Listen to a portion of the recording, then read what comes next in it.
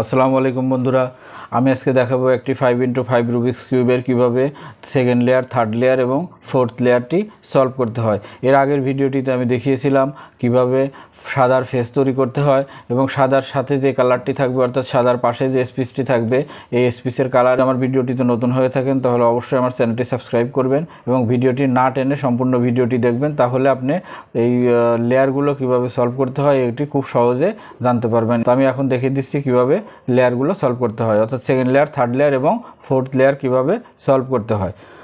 এখানে আমি যখন লেয়ারগুলো সলভ করব তখন প্রথমে একটি বিষয় আপনারা লক্ষ্য করবেন, সেটা হচ্ছে উপরের যে ইয়েলোর যে একটি সেন্টার পিস আছে, এই ইয়েলোর সেন্টার পিসের সাথে যে চারটি এস পিস আছে, এই চারটি এস পিসের সাথে যদি কোনো ইয়েলো কালার থাকে তাহলে সেটাকে বাদ দিয়ে আপনাকে এস পিস সলভ করতে হবে। তো কীভাবে বাদ দিবেন দেখেন, আমি 3x3 রুবিক্স কিউবে দেখিয়েছি, 4x4 রুবিক্স কিউবে দেখিয়েছি, 5x5 রুবিক্স কিউবে ঠিক লেয়ারগুলো সলভ একই সিস্টেমে। আপনারা যদি আমার 3x3 4x4 রুবিক্স কিউবের ভিডিওটি দেখে না থাকেন তাহলে অবশ্যই আমার চ্যানেলটিতে 3x3 এবং 4x4 রুবিক্স কিউবের সম্পূর্ণ ভিডিও দেওয়া আছে, আপনারা ওটি দেখে নেবেন, তাহলে 5x5 রুবিক্স কিউব সলভ করতে আপনাদের জন্য খুবই সহজ হবে। দেখেন কিভাবে আমি বাদ দেবো ইয়েলো। দেখুন এখানে উপরে ইয়েলো, নিচে আছে ব্লু, তাহলে এটা আমি নিব না।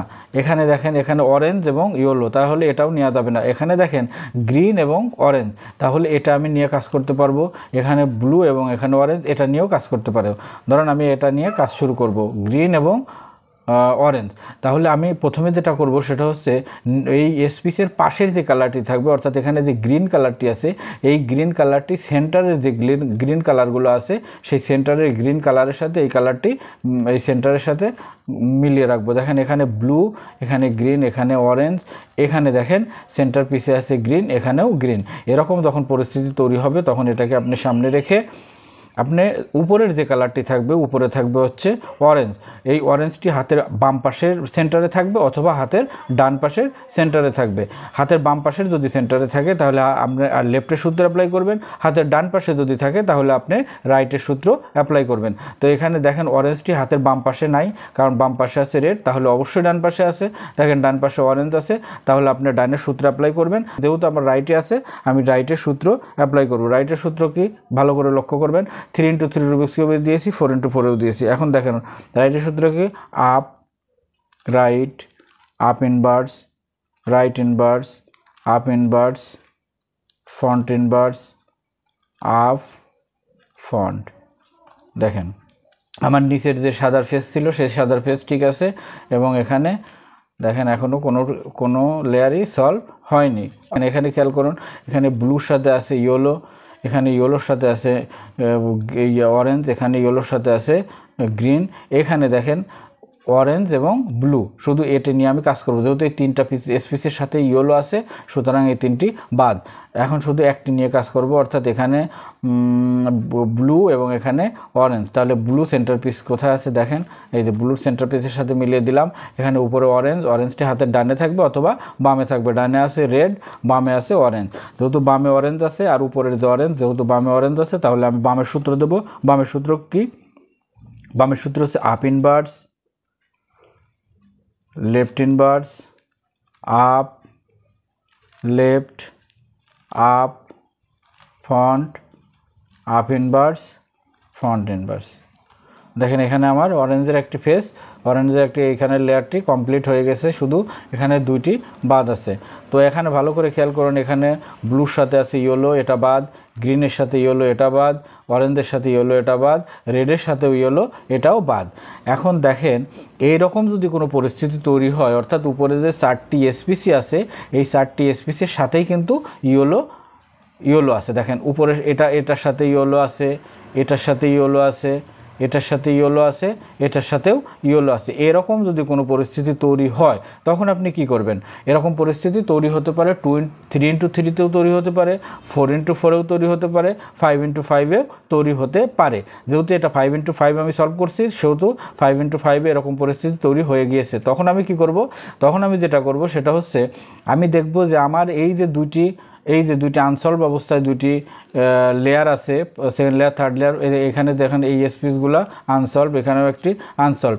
তো আপনি এখন যেটা করব সেটা হচ্ছে আনসলভ পিস আপনি হাতের বামে অথবা ডানে রেখে সেই সূত্রে অ্যাপ্লাই করবেন। যেমন এইভাবে যদি আমি এটাকে যদি আমি ফন্ট ধরি, তাহলে আমার এই পাশের লেফট পাশের অর্থাৎ দেখেন বাম পাশের এই এই পিসটি আনসলভ অবস্থায় আছে, এইভাবে আমি রেখে বাম পাশের সূত্র অ্যাপ্লাই করতে হবে। অথবা আমি যদি এইভাবে ধরি, এটা আমার দেখেন এটা আমার কি আছে, এটা আমার আনসলভ অবস্থায় আছে, এটাকেও আমি হাতের বামে রেখে সূত্র অ্যাপ্লাই করলে আমার উপরে ইয়েলো কালারের সাথে অন্য যে কোনো একটি কালার চলে আসবে, তারপরে আমি পরবর্তী সূত্র দিলে আমার লেয়ারগুলো সলভ হয়ে যাবে। অথবা আমি যদি এভাবে ধরে এখানে হাতের ডাইনে যেহেতু এটাও আনসলভ আছে, আমি এখানে যদি রাইটের সূত্র অ্যাপ্লাই করি, তাহলে এটাও আমার উপরের একটি ইয়েলোর সাথে যে কোনো কালার চলে আসবে, তখন আমি পরবর্তী সূত্র অ্যাপ্লাই করলে আমার লেয়ারগুলো সলভ হয়ে যাবে। তো আমি এখানে যেহেতু হাতের বামে এখানে আনসলভ অবস্থায় একটা পিস আছে, সেহেতু আমি হাতের এটাকে ফন্ট ধরে আমি লেফটের সূত্রে অ্যাপ্লাই করব। লেফটের সূত্রে অ্যাপ্লাই করলে উপরে ইয়েলো কালার যে চারটি আছে পিসে, এই চারটি যে কোনো পরিবর্তন হয়ে যেতে পারে। তো খেয়াল করুন কীভাবে দিব। প্রথমে হচ্ছে সূত্র হচ্ছে লেফটের সূত্র হচ্ছে up inverse, left inverse, up, left, up, font, up inverse, font inverse. দেখেন সলভ হয়নি, বাট এখানে দেখেন ইয়েলোর সাথে রেড এটা নেওয়া যাবে না, অরেঞ্জের সাথে অরেঞ্জের সাথে দেখেন এখানে ইয়েলো এটাও নেওয়া যাবে না, কিন্তু দেখেন এখানে গ্রিনের সাথে ইয়েলো শুধু একটি পিস, দেখেন লাল এবং সবুজ, এখানে লাল এবং সবুজের একটি পিস পিস তৈরি হয়ে আছে। তো আমি এখানে লালের যে কালারটি আছে এটা সেন্ট্রালের সাথে মিলিয়ে নিব। এখানে দেখেন লালের সেন্টার পিসের সাথে মিলিয়ে নিলাম, এবং এখানে যে উপরে সবুজ আছে, সবুজ হাতের বামে অথবা হাতের ডানে থাকবে। এভাবে যদি থাকে তাহলে আমি হাতের ডানে যেহেতু সবুজ আছে সেন্টার পিসে, আমি ডানের সূত্র অ্যাপ্লাই করব। ডানের সূত্র কি? Up, right, up inverse, right inverse, up inverse, font inverse, up, font. দেখেন এই সূত্র দেওয়াতে আমার মোট এখানে একটি লেয়ার সলভ, দুইটি লেয়ার সলভ, তিনটি লেয়ার সলভ, শুধু একটি লেয়ার বাদ আছে, এই লেয়ারটিও সলভ হয়ে যাবে আশা করি।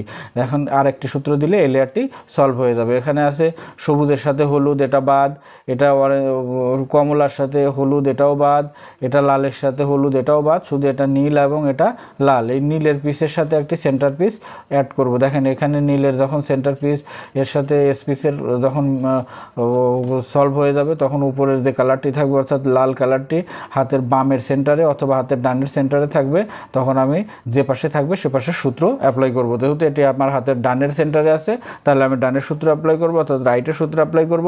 রাইটের সূত্র কি? রাইটের সূত্র ভালো করে খেয়াল করেন। Up, right, up inverse, right inverse, up inverse, font inverse, up, font. দেখেন এই সূত্র দেওয়াতে আমার লেয়ারগুলো সলভ হয়ে গিয়েছে। দেখেন ফার্স্ট লেয়ার আগেই সলভ করেছিলাম, সেকেন্ড লেয়ার, থার্ড লেয়ার এবং ফোর্থ লেয়ার, অর্থাৎ 2, 3, 4। দেখেন এই সবগুলো, এটা উপরেরটা বাদে এই সবগুলো লেয়ার কিন্তু আমার সলভ হয়ে গিয়েছে।